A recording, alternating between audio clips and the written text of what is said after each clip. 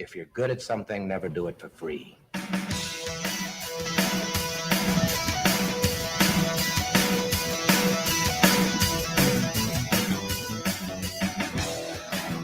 Yeah, said Dave.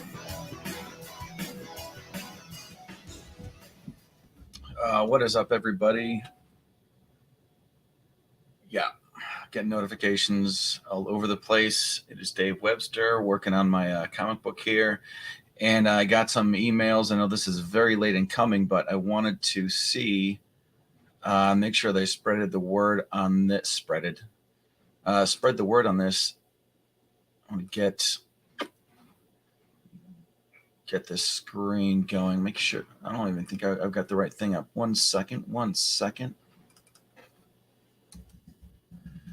Part of the reason for the season here is there was a book by Local Cat.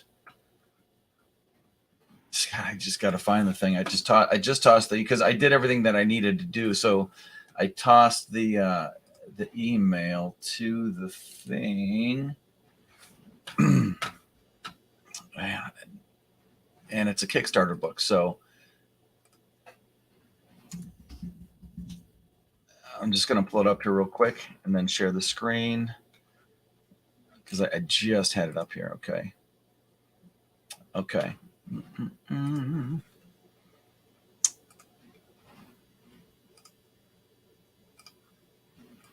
Right. You guys can see that? Okay, so I actually did a video I had. Okay, so my bad. I actually did there we go. Echo. So this was like a while back when Marvin was writing the first and second issue. All right, what's up, Cool Frog? Hey, I think I sent you a link to come in here if you wanted. There's a bunch of Discord stuff in here. Maybe I didn't. Blah blah blah. You know what? You're not in my list of stuff. Doesn't matter. I'll just post it in here, and you can come in if you want. What's up, Graham? I think you're on mute. Boy, brother, how you doing? Good. Oh, why can't I hear you? My headphones aren't plugged in. That's why. Fail. What's up, guy? Well, I can hear it like through the speakers, and then I'm like, oh, that's a really kind of a muffled sound. Yeah. So nothing much. I was going to be doing some lettering on my book here, and I bail out of here in like 2 hours to go to work. But there's a local creator around me, Marvin Wynn, who wrote the first two. He actually had this in the comic book shop. The first two issues of this book, The Edge, and I always like the artwork on this was like really unique to me, anyways. And so I got the first couple of issues. It's a decent story. The colors are really. I mean, it's a real stable. It's a really solid product. But then I couldn't find the other two issues, and he decided to put a 4-issue trade paperback together here on Kickstarter.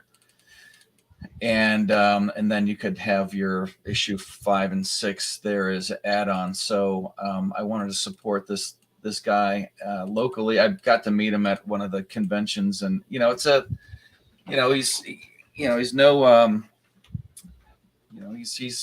he's doing his thing. I'm not, it's a quality product, but it's just a matter of marketing, I think. I mean, you can see right here, it's. It's so good.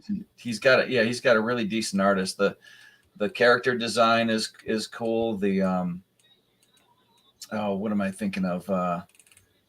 It's like there's a certain style to all of this that just is really appealing.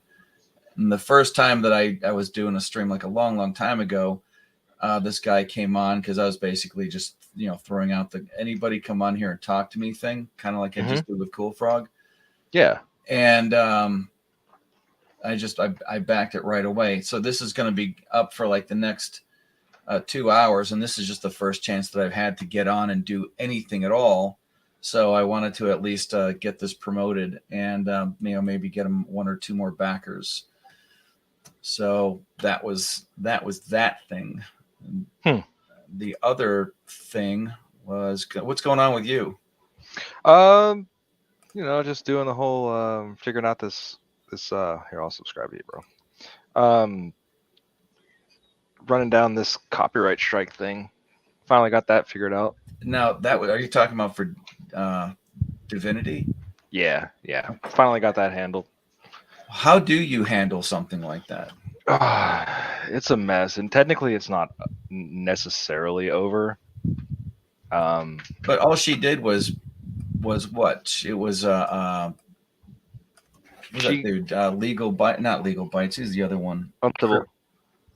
Uncivil law, right? Yeah. And what was it? The thing where he's putting his glove on or off or something like that? His mouse wrist glove or something? Yeah. So it was she commented and was like, so she took the whole original video. I was doing like drunk Kurt versus right Takeda. Yeah. And he said previously in another video, like if you talk about my drinking and get banned. And so somebody in one of her, was that just like an arbitrary rule where he's dictating what other people can and can't say about him? Yes, absolutely. And so one of her subscribers shared the video on Reddit, one of the threads that he follows. Okay. Allegedly follows. And within 20 minutes of it getting, within one of just the... like you start following this legal stuff, you start using that jargon. You know what I mean? Mm-hmm. Yeah. Okay, so... But within 20 minutes of her posting it, the viewer posting it, it was struck down. None of the other content was. And it said YouTube studio or copyright studio takedown request, which means he manually did it. Okay. It wasn't like a content ID takedown. Right. So it is basically just I'm gonna take my ball and go home thing. Or Pretty I'm much. gonna take my ball and kick you off the field. Yeah, it seems kind of it seems kind of juvenile. Yeah, and so we've been trying to work behind the scenes and keeping this quiet to like get it settled and stuff. Uh-huh. Like I was reaching out to Joe, and then we had some other people reaching out and trying to figure this out. And Joe talked to him, and he said he would take it down 3 days now. Uh-huh. Since Kurt said he would remove the. What's up? Kurt said he'd remove the strike, but it was still up. Okay. Counterclaim with citations and of actual like law and stuff. Yeah. And YouTube's like, oh yeah, you're right. Yeah, fuck that. It just released it. So she's sorry about my language. No, that's okay. So Divinity's video got unstruck. I guess, yeah. She's unstruck and it's back up. That's good. How many hours of like work does that take? Well, this one, working on the back end as far as like discussing and topics and all that, I would say total man hours, it was probably around 20. But normally it doesn't take that many. But it was just really trying to understand like what's going on and run it to ground, citation, case law, all that, right? So it's just really trying to dot your I's, cross your T's, because it is a technically a legal process. So Kurt should have known better. He should have known better. It's such a pain in the ass. Mm-hmm. You know, he goes on about other YouTubers, like, oh, you like other YouTubers, guys, but none of them make the audience feel, for lack of a better word, like shit, like he does. You know, I liked Kurt at the beginning. I really did. I thought some of his takes were really interesting, but as he got bigger, he just got more arrogant. Yeah, I watched a couple of them. I mean, I found out here because I subbed to a bunch of them during the Rittenhouse thing, and then that's where it's like right. I mean, it's like all the other ones where you're watching something that you're really into, and you're like, well, maybe some of these tertiary channels will be just as cool as the one that you're watching. Well, and then, quit being a simp. You know what? I got to figure out how to do that. I did that to. I did that to one guy. I did that. It was a purple Smurf or something like that. And the only reason why I did it wasn't. I mean, it's not like I mean, cool guy and everything like that. But the main reason why I bothered to do that at all was just so that I could learn how to do it. Yeah. All right. Jeez. All right. Well, hey, man, everybody can be a mod. They're going to be like Oprah giving away mods. You are a mod. Now you can be a mod, and you can be a mod. My If channel. you can dodge a wrench, you can dodge a ball. That was such a great movie. No, it was so good. Yeah. There's a manage videos, blah blah blah. It's going to be down in what settings? I have no idea. You've never made anyone a mod before. How to make some? I think you Neither click have their I. name. You right click their name and say make mod, if I'm not mistaken. Man, When right you from say here, In chat, I think you could do it. we discussed in- this the other day, Grim. When you say you're a free All right. speech absolutist, you don't go around striking people like that. No, I don't strike anybody. No. Yeah, I'm talking about Kurt too. Oh, yeah. It's Yeah. just now I do disagree. He doesn't say there it is. absolutist. Yeah. He doesn't Add say moderator. free speech absolutist. Like that's not his take, right? That's my take. Like that's what I believe. And Nick, he doesn't strike people. He just asks you, "Hey, ask permission before you use my content." I don't care. It's like with Law Nerd Clips. From what I understand, Law Nerd Clips actually wrote him and asked him, "Hey, can I do this highlight channel of your videos?" And he said, "Okay." And I love Law Nerd Clips. That's a great YouTube channel.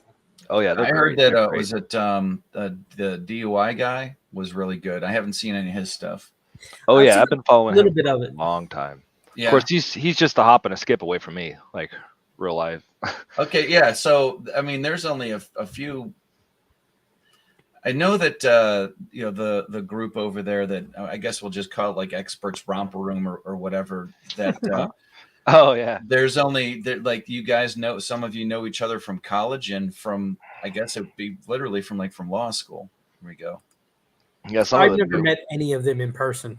Nope. Me neither, but it's I gather that there's a Yeah, there's a real life There's- click. Like there's a- Volstorm and Expert. I think they're actually best friends in real life. Yeah, they are. Yeah. Okay. Oh, yeah. And then the thing that I went upstairs the other night while I was on with you guys to make a drink, and I came back down, and he was talking with White Rabbit about that was like That's leaving his her wife. to. Yeah, exactly. Well, I didn't know that. I thought that he was kidding at the time. Oh. Like it was just like, oh yeah, well, this like pretending this person that's on the stream with me is my wife. So like for a couple of days, I was like, okay, so they were just like kidding around or whatever. And then the next time I got on, they were really talking about like their relationship. And I'm like, well, was it a joke or wasn't it? No. Yeah, Did he really? I thought it was like some hypothetical joke. Like, yeah, I would totally leave you in line at the store behind an email. Go off and look for socks or whatever. Literally watched him talk to her, like as opposed to like saying something in the show. Like he'll like lean away from the mic and actually say something to her, and then like she'll say something in the background and be like, ah. So she is sitting in the room with him. Yeah. It's probably the safest way to stream. It's like my wife is upstairs. She called off from work, and so I kind of have to watch what I say because I created an account for my wife so she could watch me, and she doesn't watch me. Well, you remember know what, on the I- Experts live thing last week? My wife was in there. She's like, I don't know you. Why you keep saying you know me? Like, shut up, Jen. Yeah, Everyone in my house is gone for the afternoon, so it's nice and quiet, and I can say whatever the hell I want. right. And well, that's the thing. Like right now, she's blocking for me because if she wasn't here, the dog would be like in my lap. Oh man. Yeah. I honestly, just Come not to on. bring down. I had a we pit bull go. for 13 years, which we Yeah. lost about 2 years ago, just due to her old age. Yeah. Well. I will fight for pit bull rights as long as I live. Now, she was such a good girl. Her name was Sadie. She was the sweetest. She was great with my 8-year-old niece. Well, at the time, like 6 or 5 It's or 6. it's always going to be more the owner than it is the dog. Although, I mean, you have to recognize the habits that your dog has. Yeah, you have to. I know he's got to have some pit bull in him somewhere, but he's mostly a boxer, and I'm almost positive. Oh, we were talking about this the other night. I'm almost positive he's got a Belgian Malinois in him, which is like we used a when we tell dog-shaped missile. when we tell people about Where's my- Sadie, we Dog use her shaped actual missile. breed, Yeah. not she was a Sashire Terrier, which is a breed of pit bull. But we never said, well, we have a pit bull. We have a terrier at home. But she was very lean. She wasn't muscular like, Spike, the bulldog from Tom and Jerry, or those muscular like Hulk you see online. Yeah. She was very lean. She had a lot of terrier, but she looked like a pit bull in her face. Right. They have that's like that square head. Her hips just started going out on her, and she started going incontinent. Her kidneys started failing. So Yeah. we had to say goodbye. And she lasted about the average lifespan of her breed, which was 13, 14 years. But she was one of the best dogs I ever had. This is only the second dog we ever got, and daily I think to myself, Dave, you shouldn't have just gone by the picture, because he's a lot more active, and the way dogs are already, their mouth is basically their hand, they manipulate so much stuff with it's just how they reach out and do stuff. Yeah. And this dog, when he wants to play, and he's always playing with his mouth, and he's always, not biting, but Nipping. and nippy, and plus, he's a boxer, so you get his he always gets it. Like, I can't get him to catch anything. I can only get him to knock it out of the air. And he's got this like rubber tire shaped frisbee that's almost torn in half. And I'll toss it to him, and like it'll become good. The thing is he can get like a lot of air. If I get this, I can get like a long stick and kind of like lead him out around, and so that he's not jumping at me. But he'll get up in the air, and you can actually hear. We're like in the cartoons we were talking.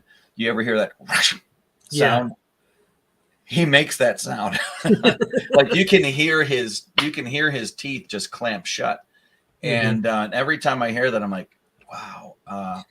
Talking about that, really like it scares me sometimes. I heard an animal expert say, he said, if you want to experience how it feels to be bitten full bite force by a pit bull, you take your hand, put it on a cinder block, take a 2x4 with a nail sticking out of it, and as hard as you can, slam that nail through your hand. That's how it feels to get bitten by a pit bull. But Sadie, she never bit. She would nip, and when she was little, she had a habit of stealing socks. Yeah, and paper towels. Yeah, we don't have any theft happening yet in our house with this dog. Where's my regular word balloon at? Me and my mom, we could just we'd have to put her between our legs, and we could just open her mouth and reach right in, and no worries about getting bit or anything. But she was just so sweet. After the hurricane, her health just started going downhill. And we kept her. Which hurricane? Michael. I can't keep track of them anymore. Yeah, I'm about 2 or 3 miles from where the eye of Michael was. Okay. So down here in Panama City, Florida, we got directly hit. Okay. Have you considered like taking this artwork and stuff with the different scenes and making like a cartoon out of this stuff? I would have. I always consider stuff like that, but it's a matter of not necessarily having the energy or the know-how, but the time. The first time that you do anything, it's always like really clunky. True. I'll explain to like somebody who wants to learn how to airbrush. The first thing that I'll tell them is, step one: don't try to paint anything. Just grab the thing and scribble. Mm-hmm. And so that you can get used to the tool. And I think it's a lot like that with this. I'm a lot better at Illustrator than I am at most everything else because I just spent so much time late at night working on it. And I've animated stuff before, like I worked on like in the 90s, I worked at there's an animation studio out a couple towns away that they did work for Joe Diffie Video. And I was the in-betweener on that. But this is the same animation studio. They did a lot of stuff for the Creep Show, like in Creep Show, the in-between animations. They did that. Yeah. They did the video for Running Down a Dream, a couple of different things. I have considered, doing animation stuff like that before, but You know, it's like with everything else, and I hate using it as an excuse. I mean, it's a real problem as far as like wanting to get stuff done. But I have a job that I have to dedicate 8 hours a day to. Yeah, So yeah. it's rough. a pain in the ass. Plus, you know, there's other stuff like right now. I heard the washer stop. So there's a part of me that wants to like take the headphones off and go switch that and then come back, but I'm not going to because it took me all day just to get this far. I'm not going to then fair. stop and go something else.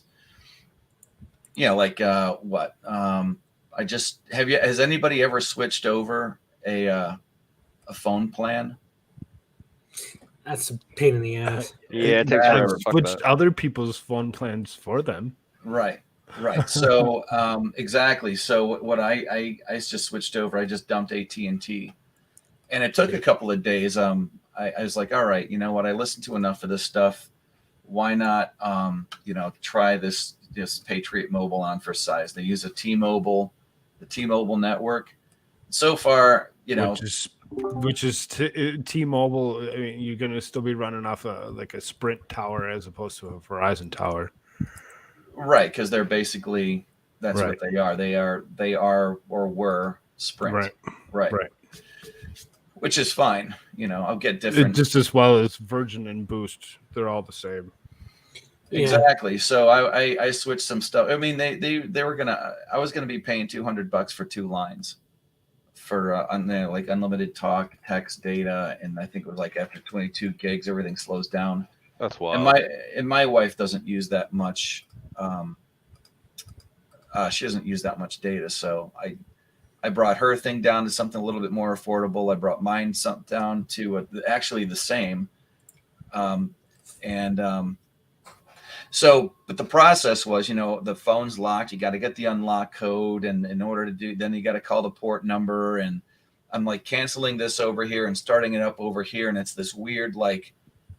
It took a couple of days because of when I'm around, when my wife is around, because I'm doing both phones at the same time.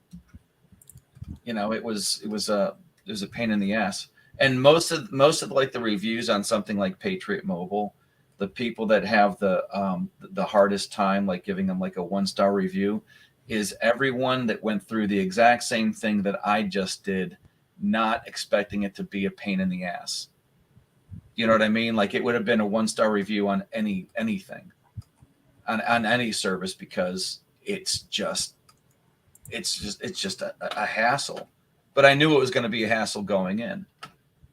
So as long as the person that I'm dealing with is doing a good job, and she did, then then I'm fine with it. Phone works, internet works, everything's just the same. It was just that base of crap that Yeah, I I've don't dealt ever with want that. to do it. I don't ever want to do it again. Sorry. I was doing. I was dealing with some government people once, and lady says, "Oh, That here, sounds like Eric Swalwell. I was doing it with some government people. Some Chinese Dealing government with it. people. Dealing with it. Fang fang. Dealing Go with fang fang. Fang fang go bang bang. I was dealing with some government people on the phone one time, and she gives me this number, and I call the number, deal with them, and they send me back to her, the same exact person. And she says, "No, well, you got to call this number." I said, "Not." She forgot she gave me that number 10 minutes before. I said, "No, ma'am, you're not going to put me in this bureaucratic bullshit circle that you put people in. I'm not going to. Either you get your manager, or I'm done." And she got her manager, and we had the thing fixed in 2 minutes. Right. But I was not going to let them put you in that circle so they don't have to deal with you. Yeah, it's like Most people get it was frustrated. like that episode where Scotty had his pattern just stuck into the transporter, so that and so that somebody who gave a shit decades later would come by and get him out of it. Relics. That's what it is. Yeah. Next Generation, one of my favorite all-time episodes. Yeah, the Dyson Sphere thing. Yeah, it was a good one. But that's basically what it feels like, right? Yeah. Yeah. Okay. They do that just so you give up and you go away. Well, yeah. I'm not going to ask you what it was about, but And it was I just some understand what you're- social security food stamp bullshit. yeah. Well, that's a great way to describe it. But it's That seems a little expensive. I was just checking out your Patriot Mobile, What? and for that 22 gig plan, that's ridiculous. I don't pay nearly that for any plan for any phone. Yeah. Hey guys, I am gonna bounce real quick. So, Okay. thanks Who for having said me. that? Little Is Grim. that Grandma? Thanks for showing Yeah. up. Hey, thanks for having me. I'll see you Yeah. guys around. Yeah. All right. Peace. Peace out. And he's gone. like I see your shirt says Reagan. I guess. Oh yeah, my Christmas present, Reagan Bush. I'm not even. The older I get, the more I think about. It's like, what did Ronald Reagan say? The worst thing you could hear from somebody was, "I'm from the government and I'm here to help." Yeah, exactly.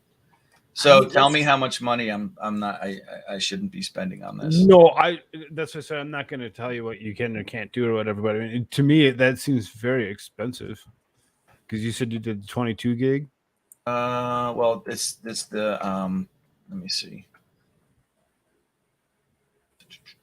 And it says there's a monthly tax on top of that rate that they're giving you per line. Mm-hmm. And you said you did 2 lines. Not at that one. I did one. I did a 10 and a 22 because I have video going like all the time. Sure. Yeah. And I mean, you're better off going into a Wi-Fi location after that 22 gig because it's probably going to get. And it's going to be so slow. I usually am at one. I just have it like, and I could. Do you I even mean, I can use 22? adjust. I can adjust this anytime that I want. But one's on a 10 and one's on a 22. Sure. Do you even use 22? It looks like I would get a message from AT&T that says, I've got this much left before your next bill. But I never. I mean, it's not actually something I really thought about. So, and I'm not a salesman for them or whatever. It's just that I've used their product for so long that I've used a track phone for so many years, and $10-15 every maybe 6 months or so to add some more time to it. Now, every once in a great while, I got to drop like $100 bill or whatever to make sure that I got like another year's worth of time. Right. Which by the time I figured out my yearly expenses, I'm about $120, $130 for the whole year. So I'm still only spending like $10 a month, but I don't use my phone very often. I'm sitting on front of the computer for the majority of the time. Right. If I'm outside and I'm running around with the family, I'm outside and running around with the family. I'm not looking at my phone. I'm not paying attention to what the rest of the world is doing because I'm more concerned with what the current situation is. And that's what I said. I look at my phone to find out when the shooting's going to start. That's really like, all right. But still, I mean, doesn't this go through your head? Like, all right, like pick your like the top 5 places that you get your information from. Sure. And then you're like, all right, well, this guy hasn't said, like, it wouldn't just be like one person has to tell you when the shooting's going to start. All 5 of them have to agree. It's time to unlock your gun cabinet. It's gotten so bad. I'll go to a place and the first thing I do is like, well, how the hell can I get out of here? Yeah, that's the thing. That's that. The first thing, a person with a carry permit, it should actually, like, maybe you're not required to go to a gun range or get a certification or something like that to get a carry permit. In the county that I'm in PA, they take your picture, you pay $25, carry permit. You know what I mean? That's it. Now, I'm not even saying that there should be some sort of requirement, but if you're the sheriff, which is where those, that's where you go to get your carry permit, there should at least be some kind of a multiple choice test. Not even saying that you got to pass or fail, but wouldn't you want to know who's picking all the wrong answers? You know what I mean? Like you said, if I go to a place like anytime I go into a restaurant, I always take the seat that's facing the door. Mm-hmm. That kind of thing. And I'm just saying, like, that's the kind of a question that you would want to have on there. Like, what is the first thing that you do when you go into a room? You're looking to see where all the doors are. You're like, it's that just situational awareness. And I don't mean a paranoia. I just mean, in case shit happens, which is the whole, what you should be doing, whether or not you're, walking around with a pocket pistol or something slung over your back or nothing at all. Even if you just have a pocket knife, you should still be doing that, and not walking through life oblivious. I remember I was doing some work at the college, my local college, and I'm sitting there with his friends, and my wallet falls out. All my cards and stuff fall out, and my concealed weapons permit falls out. And this guy beside me, are we echoing somewhere? I hope not. I don't hear anything. Okay, it's gone. But he's like, oh, he's got his concealed weapons. It's still there. It's nerd. Is it me? Yeah. You got your stream on or something? I don't hear an echo. Okay, no, I don't. It's only when he gets loud enough. Okay. Like seriously, he's got something like muted low or something. No, I That's weird. I mean, I can't honestly, I can't hear you, anything. ID, don't touch your switches, your dials, don't move nothing. Yeah, don't. Sound Let me great. check. Take your hand, move away from the computer.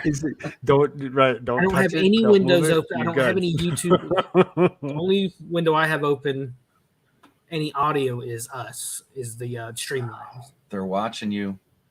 Just because we started talking about situational awareness. But we have concealed weapons classes around here every so often.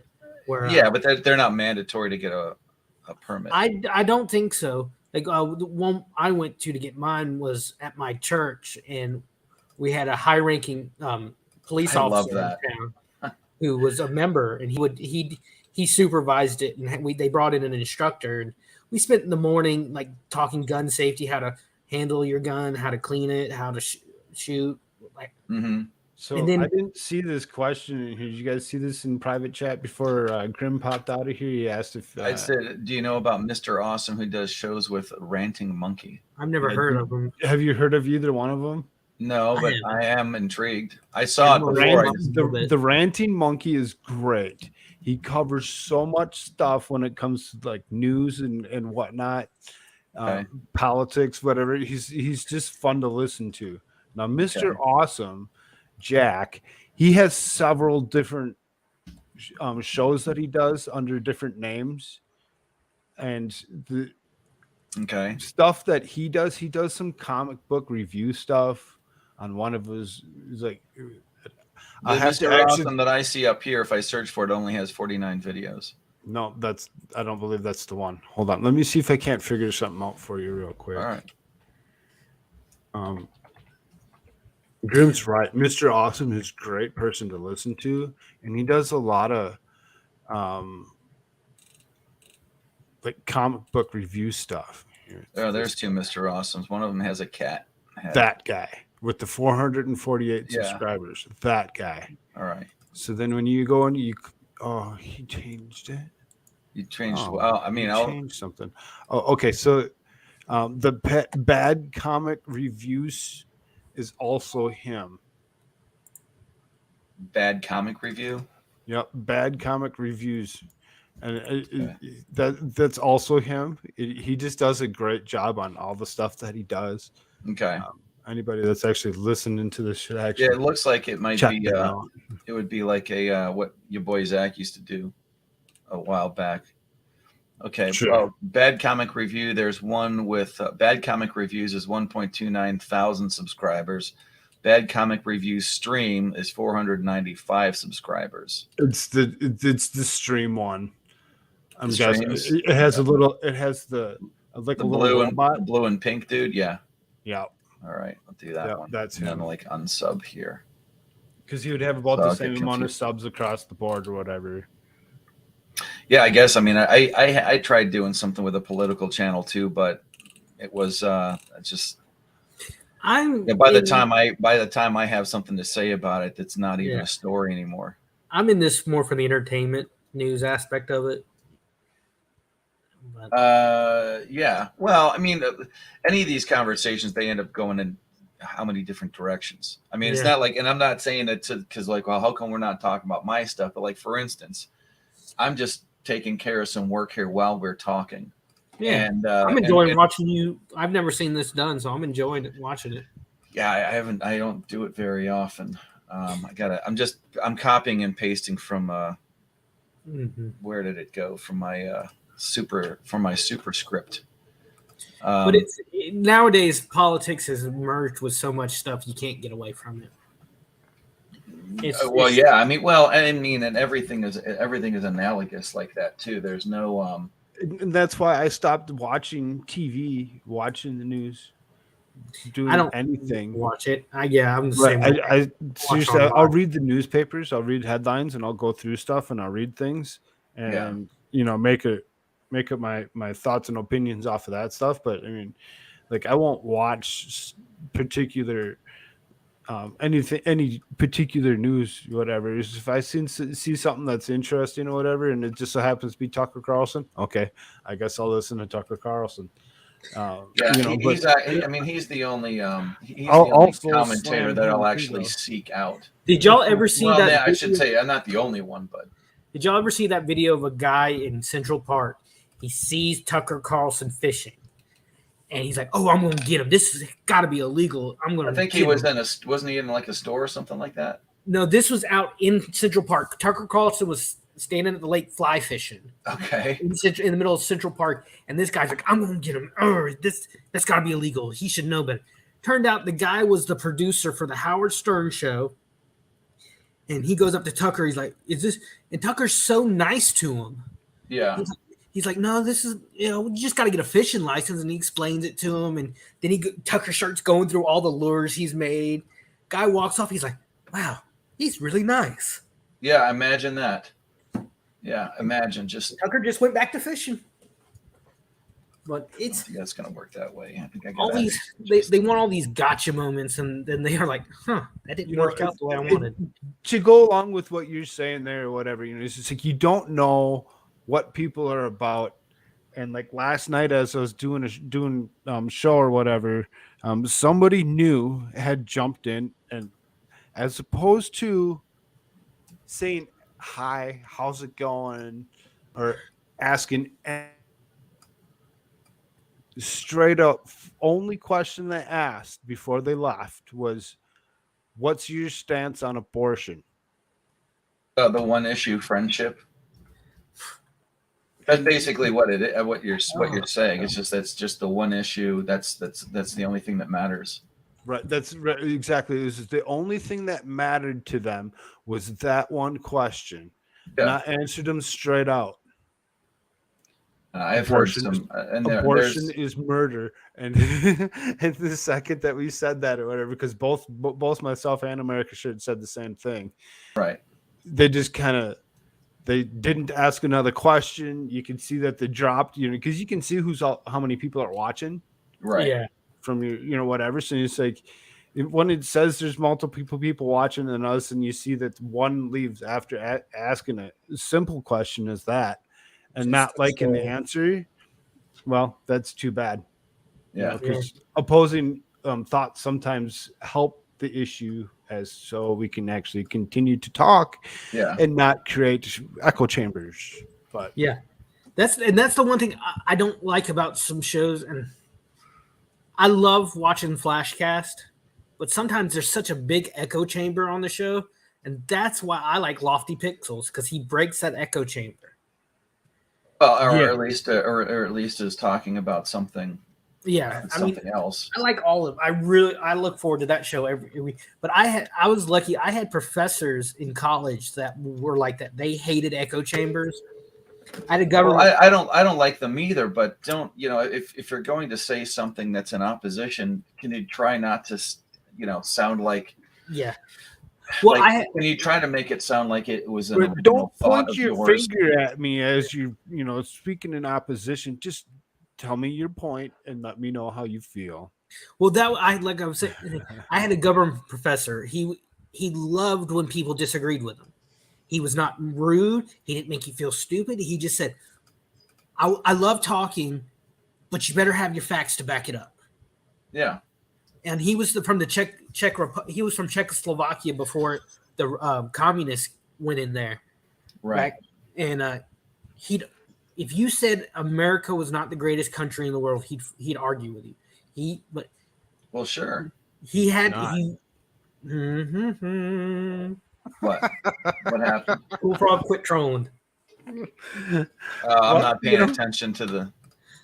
Is there actually people in the chat? No, Cool Frog. He said it wasn't. When I said it, he thought America was the best country. It's not. You sound like what was his name from Dumb and Dumber on that news show?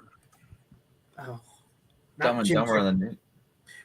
Yeah. Jeff Daniels. Jeff Daniels. In that I remember. news show. That scene that.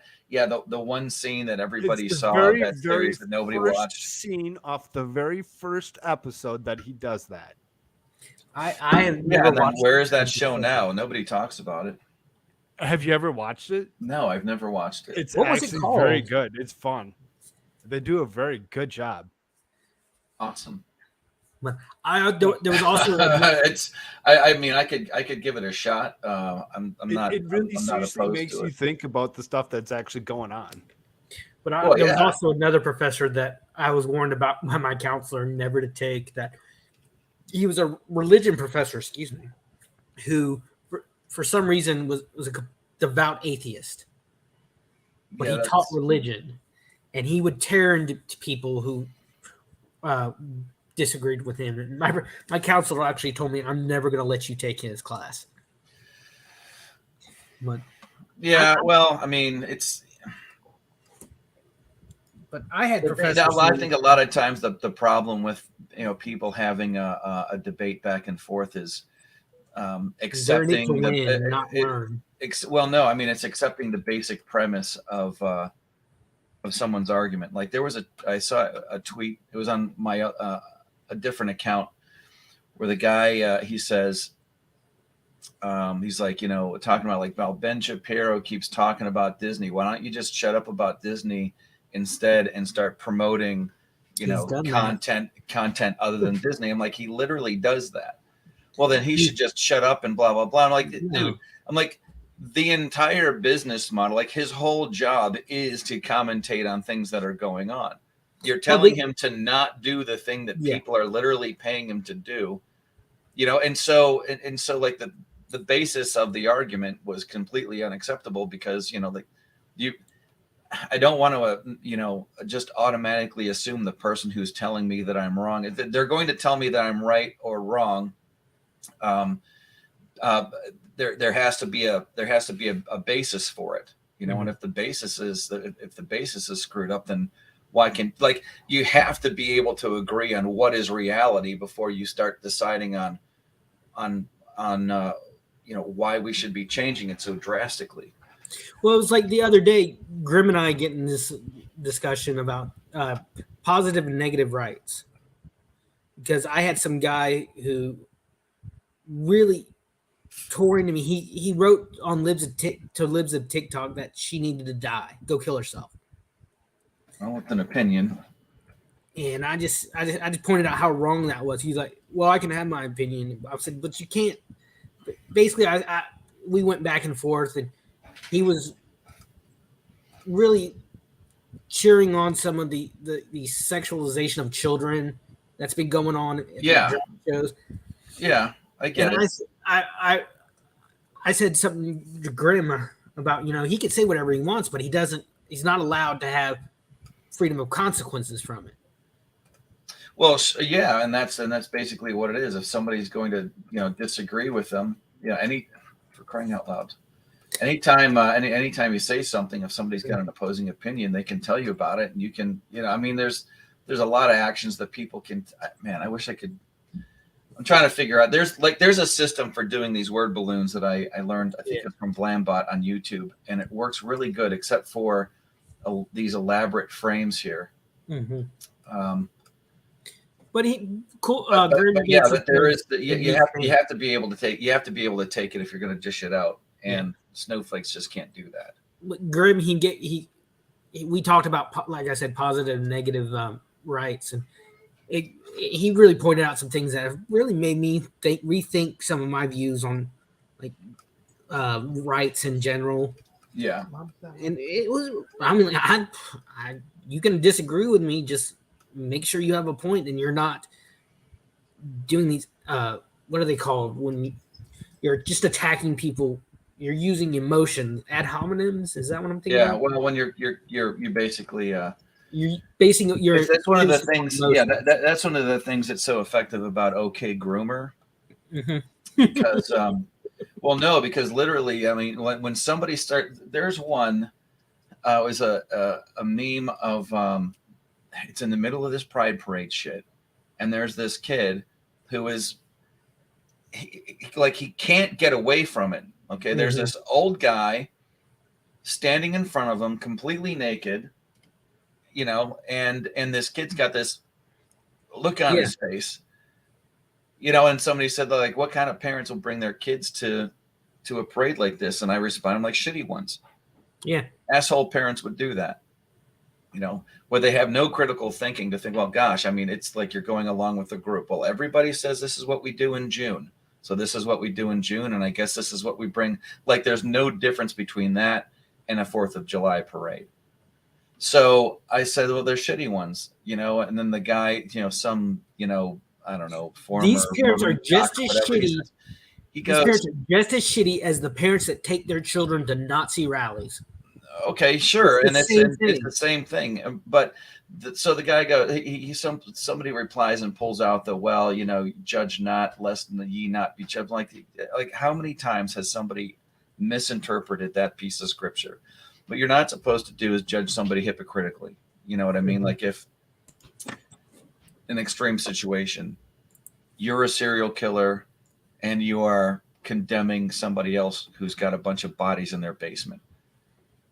You know what I mean? That's basically because it goes on further to say, judge not, judge not lest you be judged yourself by that which, I mean, if I could actually find and pull it up instead of, I'm looking at it right now. Judge not that ye be judged, for with that judgment ye be judged. Right. And basically that's what it's saying. Like if you're doing the same thing, then don't come down on somebody else and then calling them the sinner.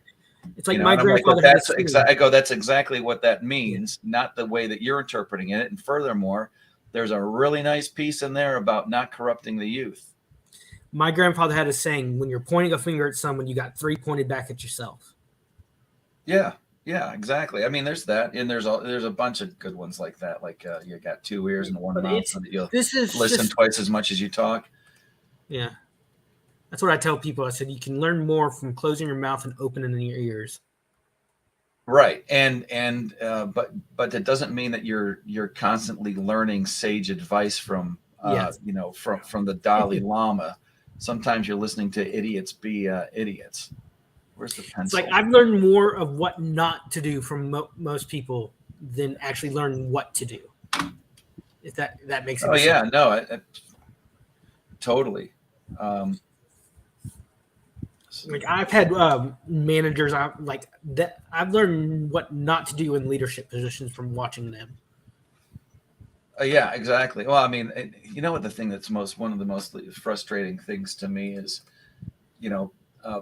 being an adult in an adult situation, like just being like at work, and realizing that the people that are in charge of certain things, especially in government, that's true. The people that are in charge of things have reached the limit of their maturity. Yeah. You know what I mean? Like they're completely clueless as to,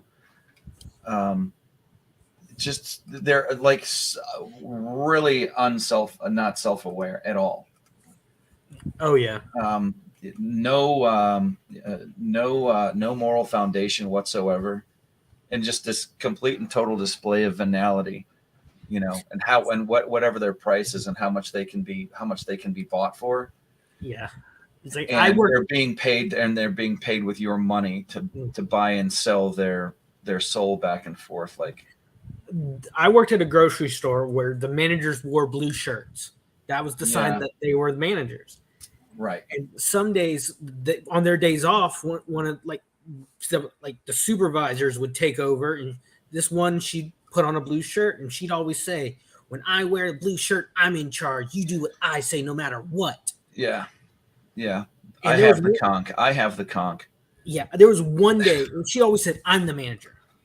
Our boss was named Marvin. She's like, "I'm Marvin today. If I'm wearing a blue shirt, I'm Marvin. You listen to me, no matter what he says." Talking about our store manager. Yeah. And there was one day I read the schedule wrong, so I come in on my break by accident. Yeah. So that was totally my fault.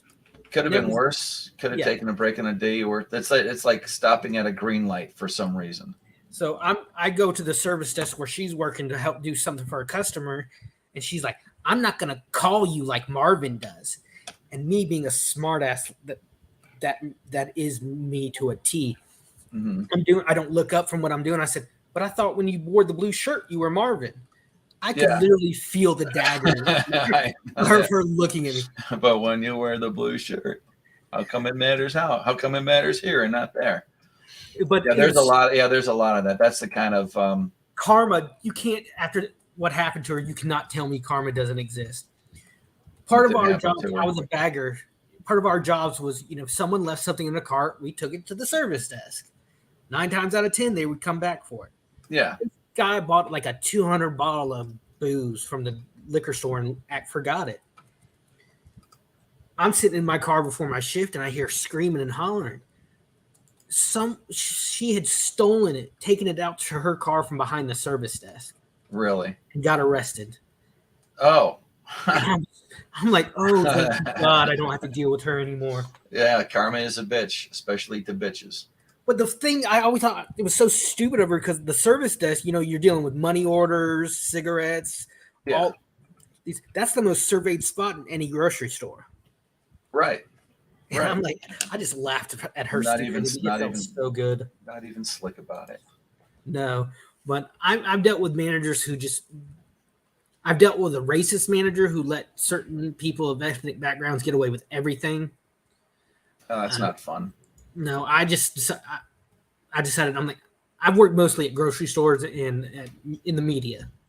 My first few jobs were in the grocery store. Yeah, you were talking about that before, like working at a news, like news local production. News.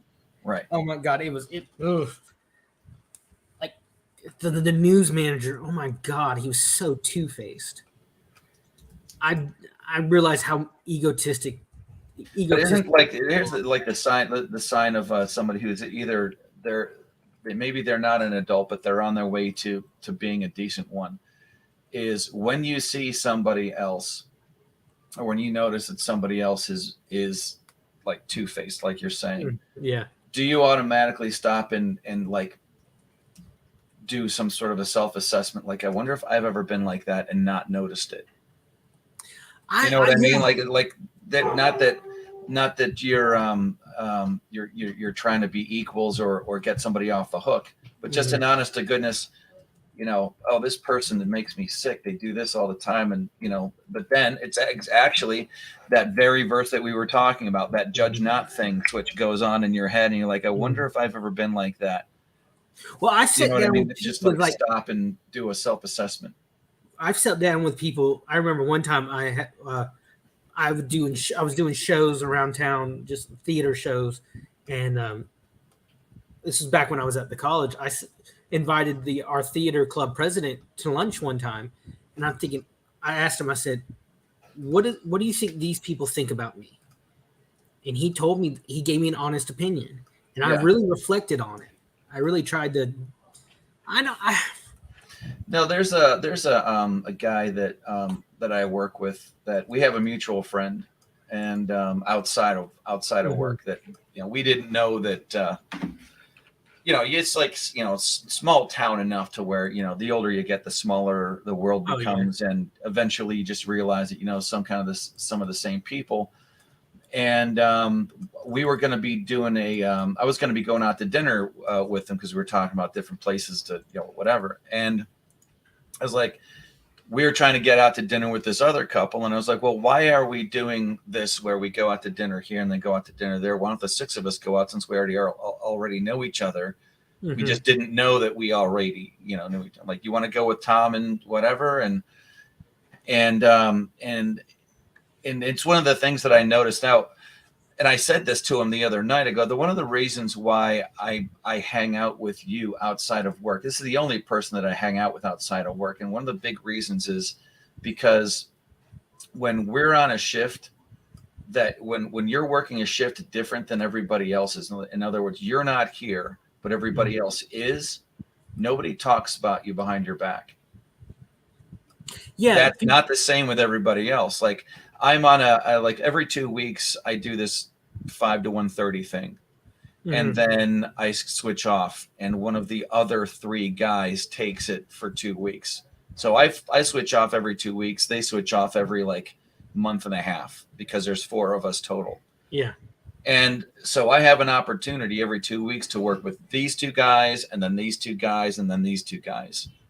And whenever my one friend that we go out to dinner with, whenever he's not there working with everybody else, nobody says anything bad about him. That is not the case for the other 2. It's just something I go, this is one of the reasons why I bother. It's like, because that says something. I was in a partnership with 2 other guys, and it was the same thing. Whenever one of them wasn't there, the other 2 talked. And it wasn't even like talking about them behind their back. It was more like a blind person trying to find themselves in space. You're agreeing with each other that this is how things are, you know what I mean? And just trying to like feel around, like, yeah, you're not wrong. That can happen like this. And sometimes they do this, but then the reason for that might be, this, that, and the other thing. So it's not necessarily like you're just talking about them is like empty gossip. You're trying to figure out the dynamic of the group and whether you're actually correct in your assessment of this other person or not. Yeah. Long story short, I'm not in that partnership anymore. My thing was, whenever, like, if I had someone I could not stand, if I didn't like this person at all, if we got on a project together, like at college, or if we got on a show together, Yeah, you leave that shit off the stage. That was how I felt. Well, if it's personal stuff, but if it's a thing where like somebody's not doing the same job as you, but they're getting paid the same. Yeah. That Yeah, that makes sense. You I had know, many but then- shows that I had to suck it up and just deal with the person. They could, and this person talked behind my back. This person would shit talk me to other people. Well, full disclosure, Outpost, when you're not around, we do the same thing. Yeah, I know. I've heard some. Your ears burning the whole time. Like, I got to get back on this stream just to get rid of the burning feeling in my ears. Oh, I'm sometimes lurking in the chat. Right. Well, that comes with everybody. the Stop talking about Outpost. He's in the chat. I've gotten to the point now where, like Cool Frog or Grim will post something like they posted that clip of the little girl when she's in karate the other day, and her instructor's kind of throwing her around. All of a sudden, you see from the back it's actually her little brother, who's like 2, and he's in full. He's got the head piece on that boxers have. Oh yeah, right. Yeah, the ear protector, right. Hits the instructor for hitting his sister, and he just marches away like a badass.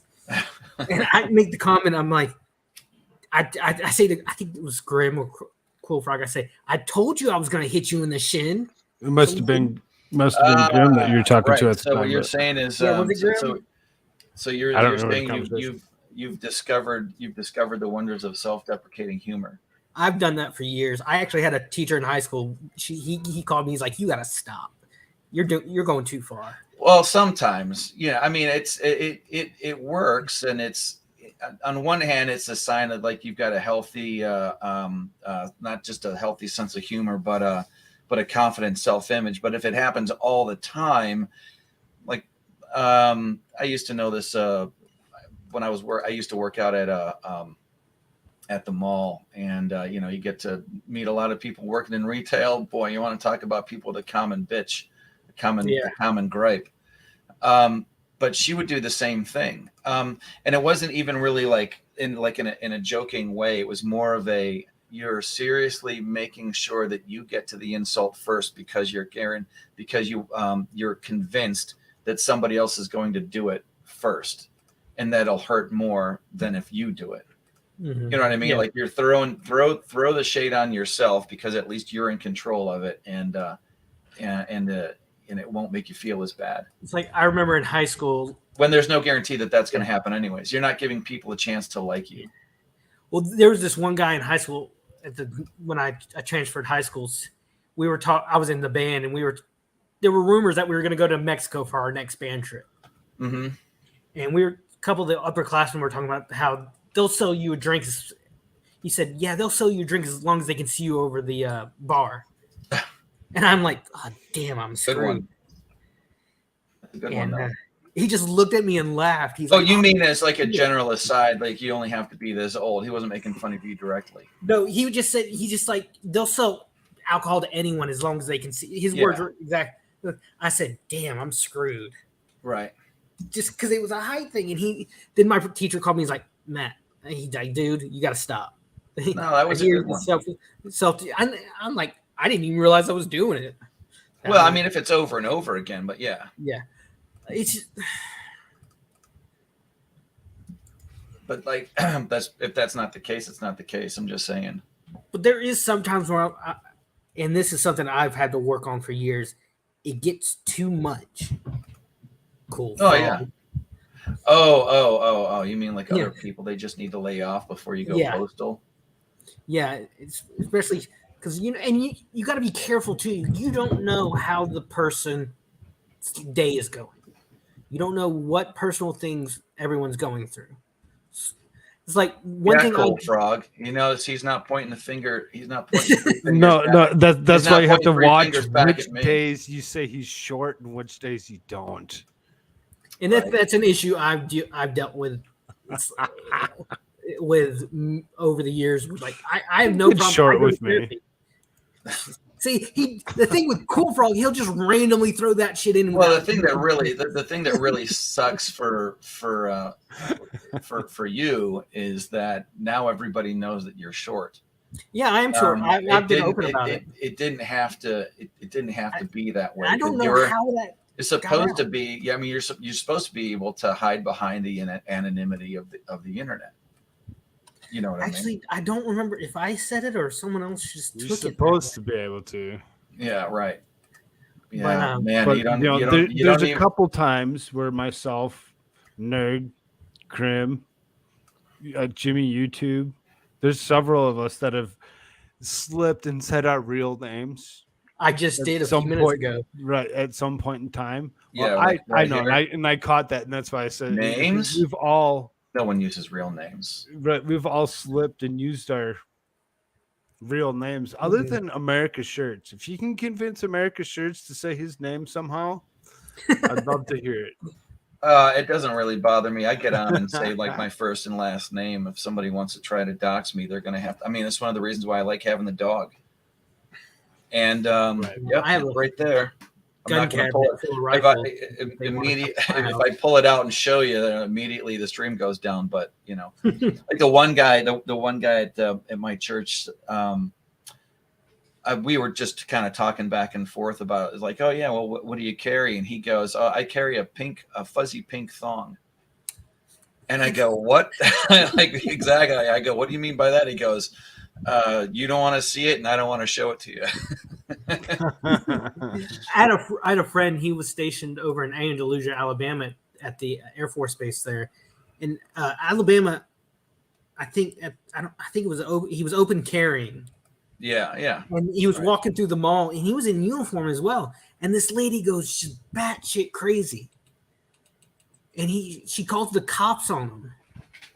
And the cop comes, and he just sits there and just lets the lady talk, and she finally leaves. And the cop just looks at him and says, "So, what do you carry?" And they have a conversation for like 45 minutes. Yeah. About what they're carrying. Like I have a little 380 or AT, this little Kel-Tec 380 that I can keep in my pocket. I was gonna go for one of those, but I decided it's a small gun, but it's a really powerful gun. It's a 9. It's 9mm. Yeah. And so careful with that, you'll blow your lungs out. after the hurricane, we had so much damage. I've mentioned this before. The cops couldn't go anywhere.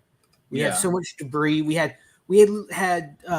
trains literally scattered on the road, blown off the train tracks. Yeah. And the cops said over the radios, "We can't get to you. If you have a problem, you're on your own." And from where I live out in the woods. I could hear people shooting from a couple miles away because people were looting. Yeah, I mean, I remember seeing that in when Katrina, it was like on the news. You know, just people walking around with TVs and guns, and what was that one? It was a senator or a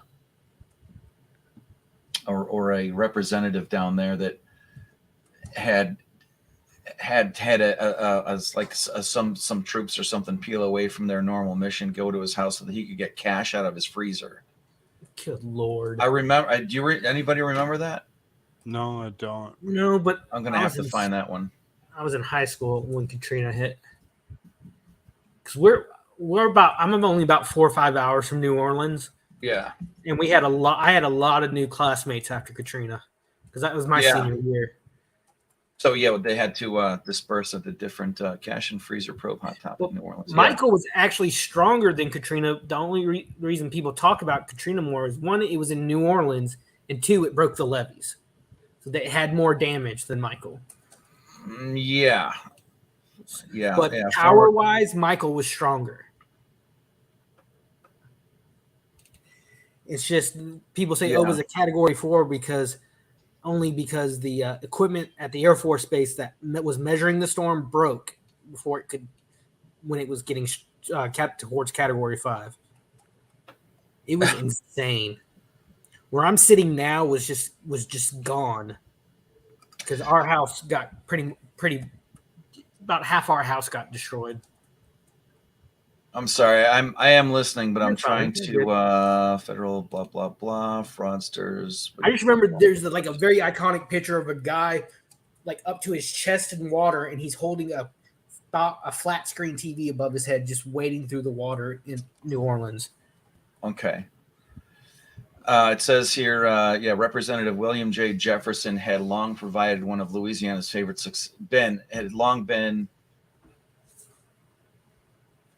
I don't know why they word it that way. Favorite success stories. The sometime sharecropper's son who rose from blah, blah, blah, blah, blah. So when the FBI revealed that it had videotape of Jefferson accepting $100,000 in cash that the Bureau said was intended to bribe a Nigerian official, and that 90,000. I know. As 90,000 of it had been found in the freezer of Jefferson's home. Yeah, friends say the allegations against Jefferson, who represented New Orleans, are simply out of character. But I think that's what it was. It was during in 2005 was when Katrina happened, right? Yeah, that was my senior year. Right, and he was trying to get back to his house so he could get that cash out of the freezer. God, that's insane. Yeah, that was nuts. And I just, on one hand, you're like, oh man, that really sucks. On the other hand, you got to be like, par for the course. I mean, why wouldn't that happen? It would be strange if somebody said, oh yeah, they went all throughout their house and didn't find anything wrong at all. That's supposed to be lies. Talking about politics, kind of what he went through. I had a friend very good friend from my church, taught Sunday school. He became a county commissioner here, and within 6 months got investigated for bribes. And it's like one of those. Yeah, you ever seen cartoons where like they'll be reading something and they're drinking something and it's so shocking they start choking? Yeah, like a spit take. Yeah, that was me when the news broke, and I see on our newspaper Facebook page that he was arrested for taking bribes and gifts from people, and I just started choking. I'm like, oh my God, I couldn't believe it. Still to this was about a year and a half ago. It's still hard to believe. You think because you knew the guy. Yeah, this guy was the head of the deacon board at our church. Yeah, that is absolutely insane. That's one of the tough ones to take. because we've also one of the towns around here. They're the ex-mayor, the ex-city manager, and I think there was another guy. I think he was a high-ranking business owner. They're being investigated. Actually, they've gone to court already about it for misappropriating to Hurricane Michael funds. Sounds a lot like sounds like a Clinton Haiti thing. Yeah. There it is. That's what's happening. Well, I'm gonna jump off, and it's been really cool seeing. I hope so. I mean, I just kind of like threw it out there, like, you know, and I'm having a little stream picnic. Anybody want to come along? They can come along. Well, I like seeing this because I want to write comic books. I can't draw worth shit, but I'd love to write a comic book. Have you ever written before? I've never written before. So this whole thing has always been very new to me. And I've been using a program called Superscript. It makes it a little bit easier whenever you're formatting stuff. Mm-hmm. But these word balloons are not doing what I've been working on a novel, just like trying to create the world that I'm wanting to write in. Yeah, that's been one of the more difficult things here. Like I was working with a writer, Julius Freeman, who did The Ghetto Dragon. Mm-hmm. And there we go. That makes more sense. And then I wouldn't say like an outright writing, but collaboration. It's sort of like where somebody that I can bounce the ball off the wall and, just see if like the ideas that I have make sense. Because the more that I write this and the more I'm not trying to make it super realistic to the point where it's boring, but I do want it to make sense. Yeah, it keeps becoming more and more complicated. This wouldn't happen unless this happened, and then unless this happened and this happened. And so the story it's sort of like you're writing an animal. The animal is going where it wants to go, and you have to lead it in a certain direction. I've heard Ian Thornley say that like the song wants what the song wants, but you still have to have control over. I don't know if you know much about the Dungeons and Dragons community. Have you ever heard of Critical Role? Yeah, I have. I was never allowed to play it when I was a kid, but you were probably around during the Satanic Panic.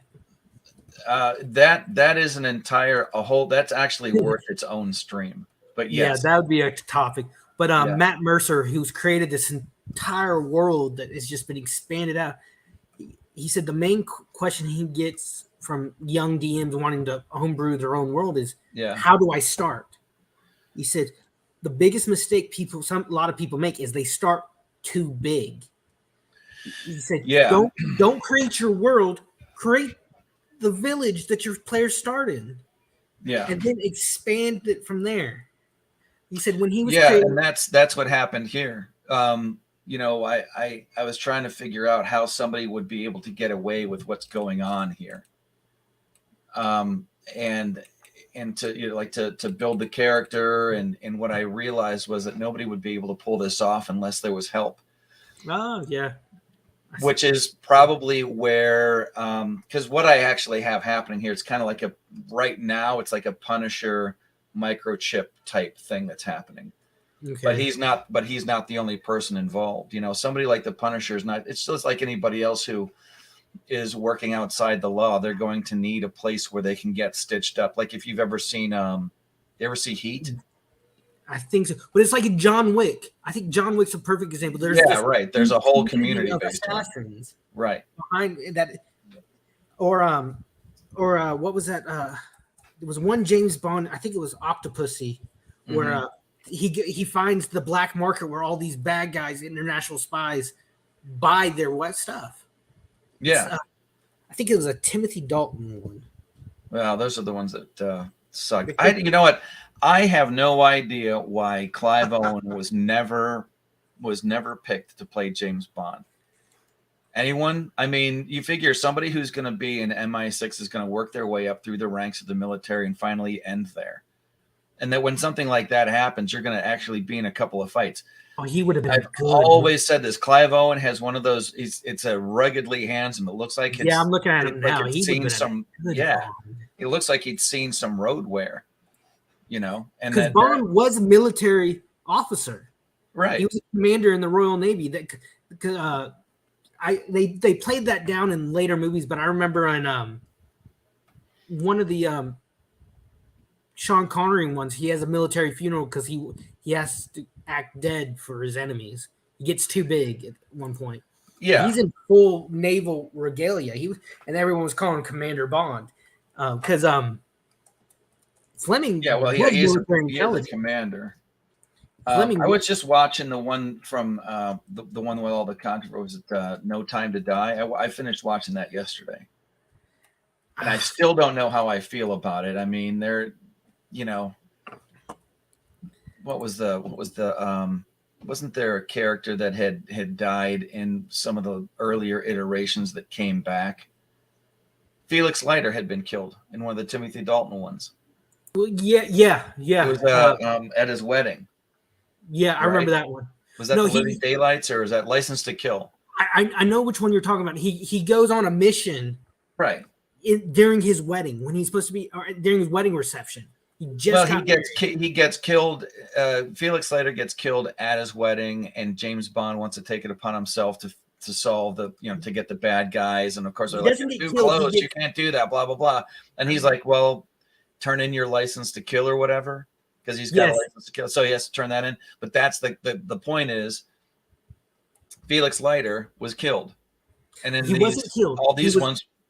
He in this one, he gets tortured by the drug lord, and his legs get bitten off. He's injured. I think maybe he does die halfway through the movie from his injuries. I thought so, but now in these the point in the Daniel Craig ones, Jeff. Oh, why can't I think of his name now? Jeffrey Wright. Jeffrey Wright is Felix Leiter. Yeah, and so they bring him back. No big deal. Now, I mean, no spoilers or anything like that, but it's it's not exactly like when Sherlock Holmes dies, and then Sir Arthur Conan Doyle brings him back and says, well, nobody actually saw him die. So that's how you can bring back, Sherlock Holmes. That's one of the if I remember right, they never explained how he survived the Reichenbach Falls. Right. Yeah. Right. And since nobody saw the body, they can bring him back. That's not the same here. Mm-hmm. And at the halfway through, because I remember the controversy, like a black woman is going to be 007. Well, the part of the story is he's been out of the game. He's been retired. Yeah. They just didn't retire the jersey number. They just gave it to somebody else. Yeah. And this happened. It happened to be a black woman, and that's fine, whatever, because that's the way the machine would work, and that actually makes the story go along. And I remember I was thinking like, did I tweet something stupid about this because I thought that it was doing the same kind of woke stuff that was before, whatever. And there was a couple of times where, characters would do something that were not typical. And it just did certain places where he was like carrying a child through the forest, and the woman who's got no previous military experience is the one who ends up taking out the guy who's trying to kill them. When in reality, it would have been the other way around. No. You take the girl, I'll take the gun because I'm better at this. I literally do this for a living. But anyways, just to say, like, as far as the movie goes, it wasn't terrible, but I'm really going to be interested because I'll be able to say, like, I was right about everything that I said about this character being the new 007 when the next movie comes out. If the next movie comes out, if they start to do another James Bond where they actually do get what were they talking about, trying to do something Idris Elba. Idris Elba. Idris Elba or Tom Hardy. I think he would make a decent James Bond. I don't know. Yeah, I don't know. I don't know. I like being right about stuff all the time, so I was like Clive Owen or nothing.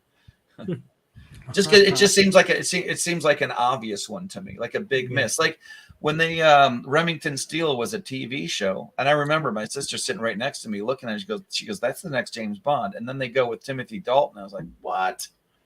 Like that. I have a feeling this next one with this black woman is going to actually probably going to fail as much as like George Lazenby failed. It's just like he was not the right person for the part.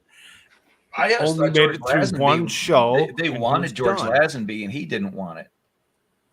He sucked. Isn't that around the time Sean Connery came back and did another one? Yeah, Sean Connery came back 2 years later and did Diamonds Are didn't- Forever. Okay. I thought he was Never Say Never Again. Lazenby? Oh yeah, no, you're right. No, he did. He came back Majesty's and did Secret one in Service. between. Like Roger Lazenby Moore was, Roger Moore, right? yeah, and then Sean Connery came back and did another one. In My two between or favorites something have always, like that. I've always loved Pierce It Brosnan. was Sean and Connery, George Lazenby, and then it was because it was 1969 of George Lazenby. Yeah, Right. Okay. So then Right. 71 was Sean Connery, and then 73 was Roger Moore. there it is. Yeah, Okay.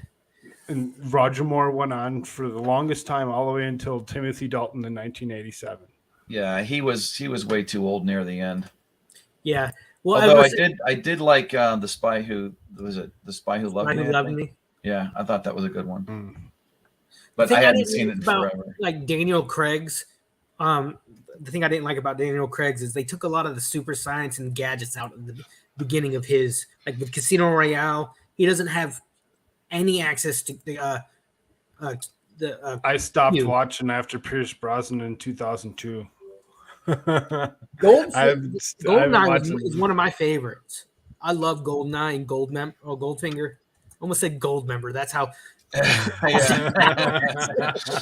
Well, I mean, that seemed to be like just like a trifecta. It hit with the fans. It was a good movie, and it's like one of the most favorite video games on the Nintendo system ever. Yeah, Yes. The playability of that. I remember having just like the best time walking around with slappers only, trying to kill people. Yeah, my brother kicked my That game ass made no me matter how hate first-person hard I tried. shooters. Did it really? A lot of It people say did because today, everybody would kick my ass every single damn time. I would get so pissed DK off. mode. Do you remember that when you give your characters like 8 features, big head? Yeah, right. And then you have paintball mode. Some of these modes are still staples to this day. A lot of people feel that GoldenEye 64 is still one of the pinnacle first-person shooter games ever made. Absolutely. Well, no, And for the time, the characters looked pretty good for the time too. Looking back now, you're like, did I really like that 8-bit looking shit? well, it's because it didn't have to so do with much fun. anything except playability. Oh yeah. You know, I mean, after a while, the graphics are okay and stuff, but I mean, I've seen really like sick graphics on a game that just blows chunks because the playability is not there. Like some of the and it makes me, you know, like I've traded systems in before and like upgraded, and then like later on and be like, why did I do that? Well, a few years ago, didn't they do a new version of GoldenEye? It was with Daniel Craig's. It was a video game with Daniel Craig's Bond in it. And I'm not followed really the for story sure. a little bit, and a lot of people it bombed. I think compared to the first one. Well, and why wouldn't it? Yeah, That usually happens whenever they're trying to do something not original, not new. But I'm gonna jump off. Yeah. And I'll talk to y'all. Yeah, later. I'm probably going to shut this down too. Here, I got a couple more minutes before I need to make myself. Yeah, suitable I for should public go and pay consumption. attention to the family for a little bit. Yeah. All right. Maybe. See y'all later. All right, take it easy. Later, nerd. Kick. There. All right, he's gone. All right. All right, now we can talk about him. Now we can talk about him. Why not? No, I should as well. I should go pay attention to the family for a Yeah. little bit. No, go ahead. We can just still be because- friends. No, just because it is No, I get taking it. taking care of a 2-year-old's fun. So, Well, boy or girl? boy, Yeah. Right. yeah. Well, you remember? Yeah, have a lot of fun with that. No, yeah. I mean, I spent a lot of time with him, and it just so happens to be his mom's home today. So he's eating lunch with his mom as opposed to bugging me for lunch. So Nice. I was able to come bounce in here real quick. Yeah. No, I appreciate it. I'm gonna shut it down a little bit. I like your comic book thing that you got going on here. It's fun. Yeah, Could- yeah. I'll could play probably along. make a lot more progress if it's just me dealing with it. I like the conversation, but I'm hyper aware of me not being able to walk and chew gum at the same time. Yep, I Yeah. hear you. So All then, the expert is currently sitting over in checking convictions stream. Okay. He's been live since about the same time you went live, Uh-huh. roughly thereabouts. He did that on purpose. No, they had this plan last night. I'm kidding. I don't No, really. I'm just saying they had this plan last night. Anybody that knows this group that we kind of hang out with or whatever, jump over, come check it out. Okay. Just having a regular conversation. It seems there's an awful lot of people that are sitting in the chat right now. Cool. All right. I'll yeah, I got it. I'm over there right now checking it out. So There you go. all right, man. I'm gonna right. Thanks, shut everybody. this down. Have a good day. Yeah, take it easy. Okay. All right, and there it is. Okay, so all that normal going away stuff. I feel like I should say something smart. I'm gonna see what that sounds like later. See if I got any volume issues. All right, there it is. I'm gonna move my own ass out of here. Like and subscribe if you like the content, and other than that, try to stay cool. It's really hot out there today. Talk to you. What's this? Talk to you later.